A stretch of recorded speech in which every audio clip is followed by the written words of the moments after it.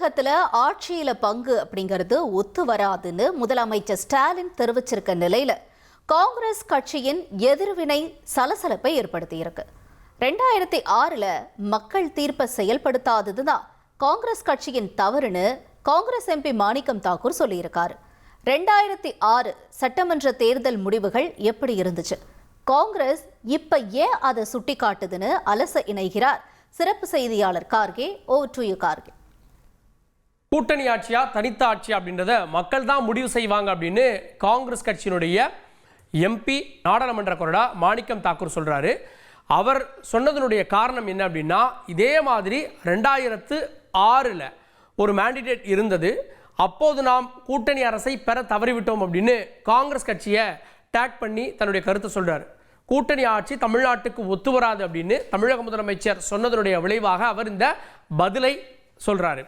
அப்படின்னா 2006ல் என்ன நடந்தது, அப்போது ஏன் கூட்டணி ஆட்சி அமைக்க முடியல அப்படின்றத நம்ம பார்க்கலாம். 2006 தேர்தலை போல 2026 தேர்தலின் முடிவு வரும் அப்படின்னு நினைக்கிறதா காங்கிரஸ் கட்சி. அதனால தான் கூட்டணி ஆட்சி தனி கட்சி ஆட்சி அப்படின்னு சொல்றாங்களா? 2006 தேர்தலுடைய முடிவு என்ன அப்படின்னா, திமுக கூட்டணி ஆட்சியை பிடித்தது. திமுக கூட்டணியை பொறுத்த வரைக்கும் 163 இடங்களை வெற்றி பெற்றார்கள். சுயேட்சைகள் 2 பேர் இருந்தாங்க, அவங்க ஆதரவு கொடுத்தாங்க அப்படின்றது வேற கதை. 163 கூட்டணியோடு சேர்ந்து. ஆனால் திமுக மட்டும் 96 இடங்களில் வெற்றி பெற்றது. காங்கிரஸ் கட்சி 34 இடங்களை வெற்றி பெற்றது. பாமக 18 இடங்களை வெற்றி பெற்றது. மார்க்சிஸ்ட் கம்யூனிஸ்ட் 9 இடம், இந்திய கம்யூனிஸ்ட் 6 இடம் அப்படின்னு இருந்தது. ஸோ இந்த ஒட்டுமொத்த நம்பர் 163.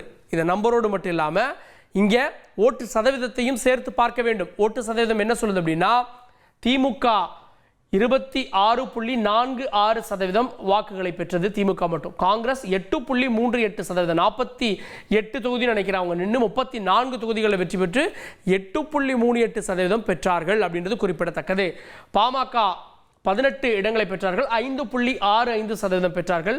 மார்க்சிஸ்ட் கம்யூனிஸ்ட் 2.65, இந்திய கம்யூனிஸ்ட் 1.61, மொத்தமாக 44.75%, நியர்லி 45% இந்த கட்சிகள் எல்லாம் பெற்ற வாக்குகள், அதாவது திமுக கூட்டணி பெற்ற வாக்குகள் எவ்வளோ, 44.75.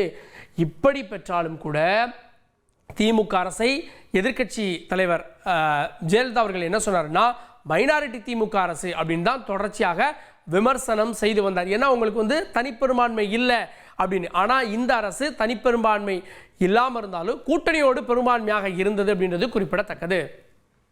அந்த தேர்தலில் அதிமுக 61 இடங்களை பெற்றது, அதிமுக மட்டும். மதிமுக 6 இடங்களை பெற்றது.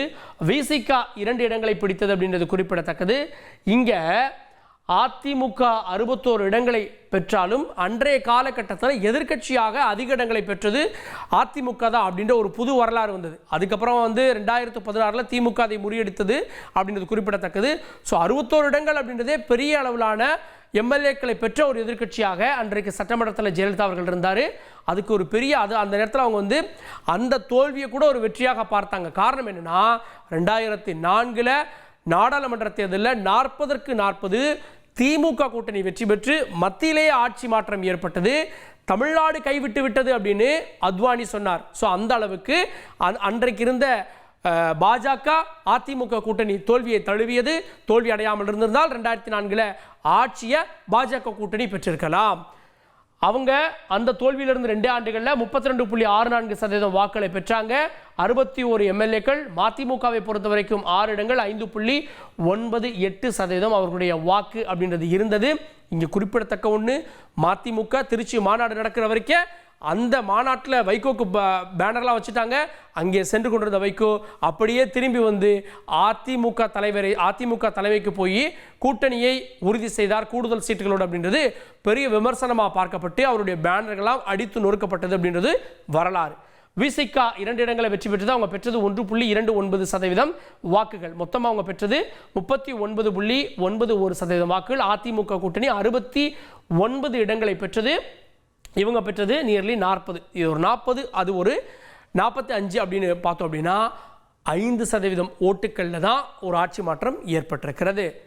சரி, அன்று தேமுதிக 8.38% விஜயகாந்த் மட்டும் வெற்றி பெற்றார். ஒரு எம்எல்ஏ அவர் வெற்றி பெற்றார் அப்படின்றது குறிப்பிடத்தக்கது.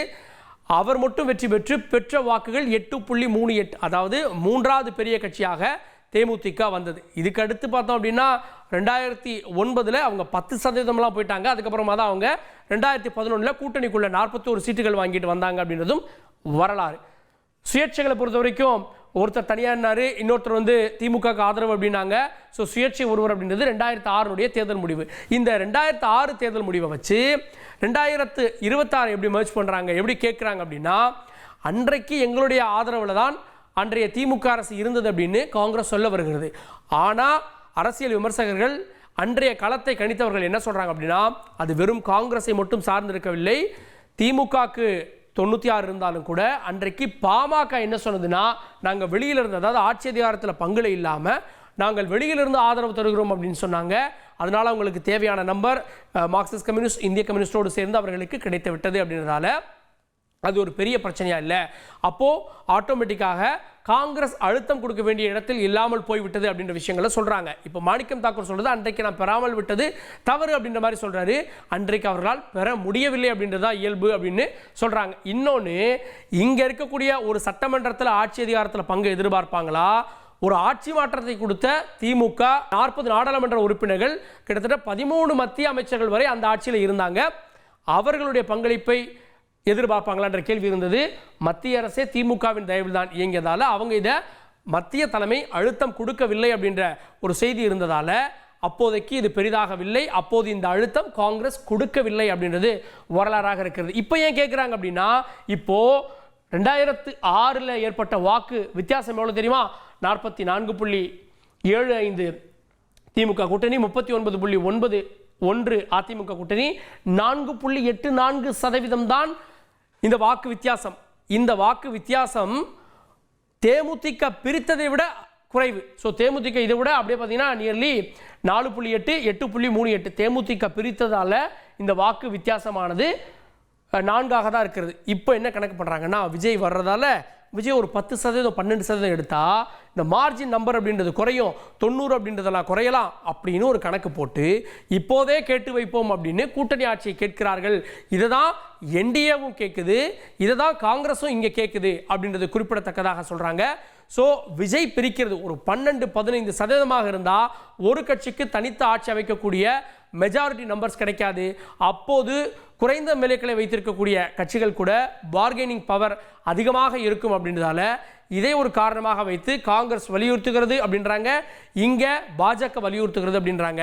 அதே போல் இந்த தேர்தல் களம் இருக்குமா? விஜய் எவ்வளோ ஓட்டுகளை பெற போகிறாரு அப்படின்றதெல்லாம் பொறுத்து தான் பார்க்கணும். இப்போதைக்கு இந்த சர்ச்சைகளுக்கு முற்றுப்புள்ளி வைக்கப்பட்டிருக்கிறது. தமிழ்நாட்டுக்கு கூட்டணி ஆட்சியில் பங்குன்றது ஒத்து வராது அப்படின்னு முதலமைச்சர் சொல்லி இதற்கு முற்றுப்புள்ளியை வைத்திருக்கிறார்.